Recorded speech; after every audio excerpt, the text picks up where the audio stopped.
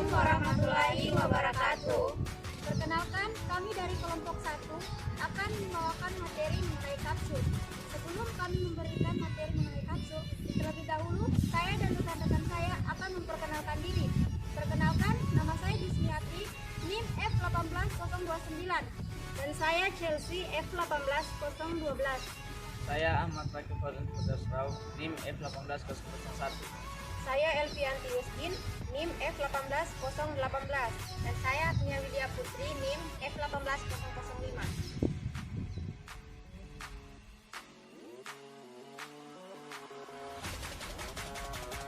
Di sini saya akan menjelaskan mengenai apa sih itu kapsul. Kapsul adalah sediaan padat yang terbuat obat dalam cangkang keras atau lunak yang dapat larut. Cangkang umumnya terbuat dari gelatin, tetapi juga dapat terbuat dari pati atau dari bahan lain yang sesuai.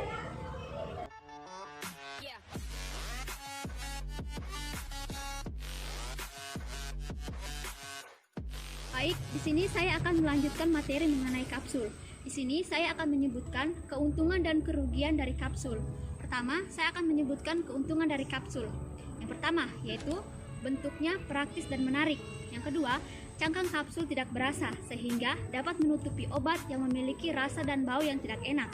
Yang ketiga, mudah ditelan, dapat hancur, larut dalam pelarut obat sehingga dapat diabsorpsi dengan cepat. Dan yang keempat, dokter dapat mengkombinasikan beberapa macam obat dan dosis yang berbeda-beda sesuai dengan bentuk manusia atau kebutuhan manusia.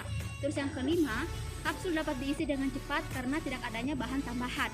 Dan adapun kerugian dari kapsul, yang pertama itu tidak digunakan untuk zat-zat yang mudah menguap karena pori-pori kapsul tidak dapat tahan penguapan. Yang kedua, tidak dapat digunakan pada zat-zat yang mempunyai sifat higroskopis. Dan yang ketiga, tidak dapat digunakan pada zat-zat yang bereaksi dengan cangkang kapsul. Dan yang keempat, tidak dapat digunakan pada balita.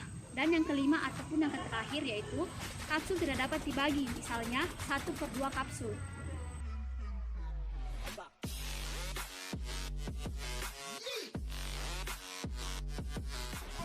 Macam-macam sediaan kapsul beserta keuntungan dan kerugiannya. Yang pertama, kapsul cangkang keras. Keuntungannya, yang pertama memiliki bioavailabilitas yang lebih baik daripada tablet. Yang kedua, memungkinkan untuk pelepasan yang lebih cepat.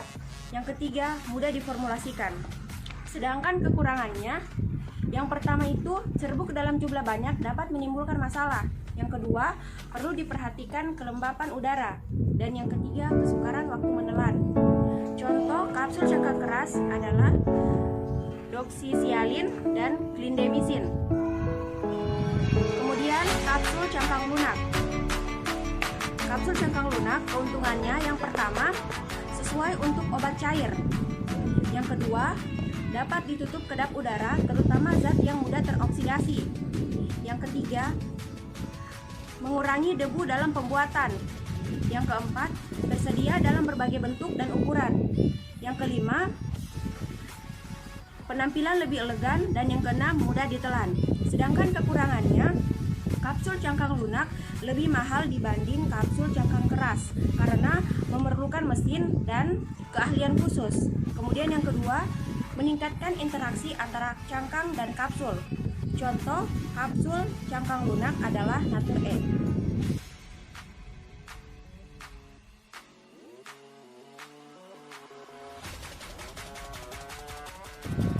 Baiklah, di sini saya akan menjelaskan tentang komponen penyusun kapsul. Komponen penyusun kapsul terdiri atas dua, yaitu yang pertama zat aktif. Zat aktif merupakan zat yang memberikan respons terapeutik setelah konsumsi ke dalam tubuh dalam dosis yang sesuai. Sediaan kapsul dengan bahan aktif mempunyai tujuan antara lain: yang pertama, menutupi bau dan rasa tidak enak. Kedua, melindungi bahan aktif secara langsung dari udara dan sinar matahari. Yang ketiga, memperbaiki penampilan. Kedua yaitu bahan tambahan. Bahan tambahan dimaksud di sini untuk membantu memperbaiki keadaan formula yang kurang memenuhi persyaratan, supaya hasil produk kapsul dapat memenuhi kriteria yang diharapkan. Yang pertama, bahan pengisi. Bertujuan yaitu untuk menambah bobot dan volume dari campuran yang dibuat. yang digunakan yaitu laktosa dan amilum. Yang kedua, bahan pengikat binder.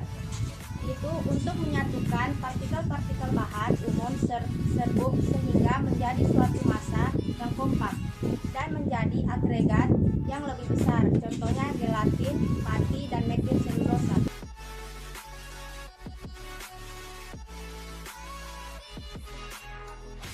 Baik, di sini saya akan menjelaskan tentang metode pembuatan kapsul.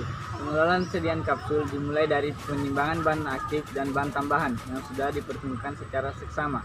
Formulasi kapsul dapat dilakukan dengan dua cara, yaitu pencampuran langsung dan proses granulasi basah. Ya, baik, saya pertama akan menjelaskan tentang metode granulasi basah. Granulasi basah dilakukan proses formulasi sediaan tablet, di mana bahan aktif dan sebagainya. Tahap selanjutnya adalah polishing kapsul yang berfungsi untuk menghilangkan serbuk yang melengket pada permukaan cangkang kapsul. Bahan penghancur langsung. Formulasi sediaan kapsul dapat dilakukan dengan metode pencampuran langsung. Caranya adalah bahan aktif dan bahan tambahan yang sudah ditimbang, lalu dilakukan proses pengisian ke dalam cangkang kapsul.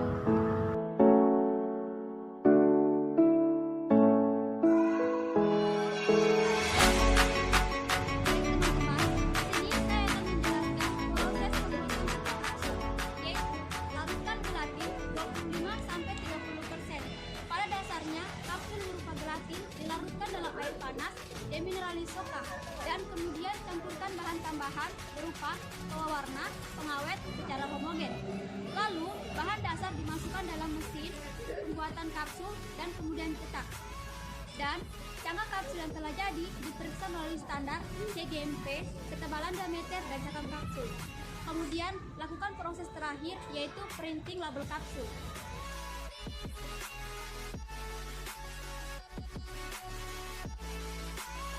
Selanjutnya, saya akan menjelaskan tentang metode pengisian kapsul. Metode pengisian kapsul terbagi menjadi 3. Yang pertama dengan tangan. Merupakan cara yang paling sederhana, yaitu dengan tangan tanpa bantuan alat lain. Pengisian dengan cara ini sebaiknya menggunakan sarung tangan untuk menghindari terjadinya alergi yang mungkin timbul karena tidak cocok dengan obat tersebut. Adapun cara pengisiannya, yang pertama, serbuk dibagi sesuai kapsul yang diminta. Yang kedua, tiap serbuk dimasukkan ke dalam cangkang kapsul dan ditutup. Kemudian, cara yang kedua, dengan alat bukan mesin. Alat yang dimaksud di sini adalah alat yang menggunakan tangan manusia. Dengan alat ini akan didapatkan kapsul yang seragam dan pengerjaannya lebih cepat, sebab sekali buat dapat menghasilkan berpuluh-puluh kapsul. Alatnya terdiri dari 2 bagian, bagian yang tetap dan bagian yang bergerak. Adapun cara pengisiannya sebagai berikut. Yang pertama, buka bagian kapsul. Yang kedua, badan kapsul dimasukkan dalam lubang pada alat yang tidak bergerak. Kemudian yang ketiga, taburkan serbuk yang akan dimasukkan ke dalam kapsul. Yang keempat, ratakan dengan bantuan alat kertas film. Dan yang kelima, tutup kapsul dengan cara merapatkan atau menggerakkan bagian alat yang bergerak. Selanjutnya, cara yang ketiga dengan mesin. Untuk memproduksi kapsul secara besar-besaran dan menjaga keseragaman kapsul, perlu digunakan alat yang otomatis, mulai dari membuka, mengisi, dan menutup kapsul.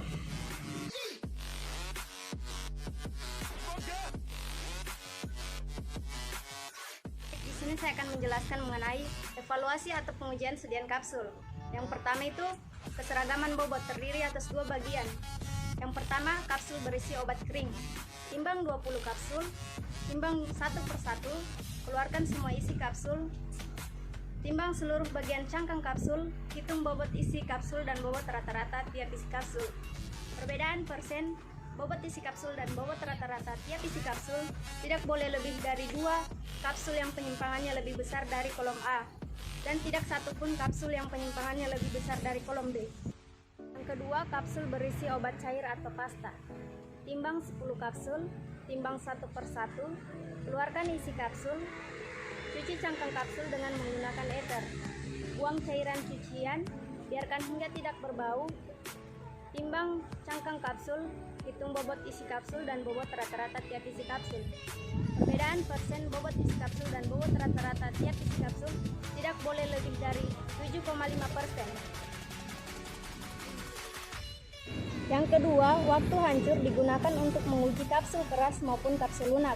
Waktu hancur ditentukan untuk mengetahui waktu yang diperlukan oleh kapsul yang bersangkutan untuk hancur menjadi butiran-butiran bebas yang tidak terikat oleh satu bentuk. Yang ketiga, keseragaman sediaan terdiri dari keseragaman bobot untuk kapsul keras dan keseragaman kandungan untuk kapsul lunak.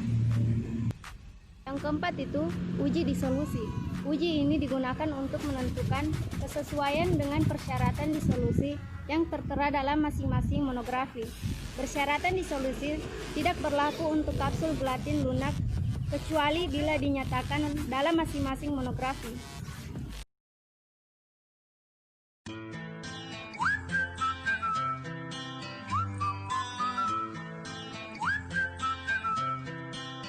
Can you blow my whistle, baby, let me know. Girl, I'm gonna show you how to do it, and we start real slow. You just put your lips together and you come real close. Can you blow my whistle?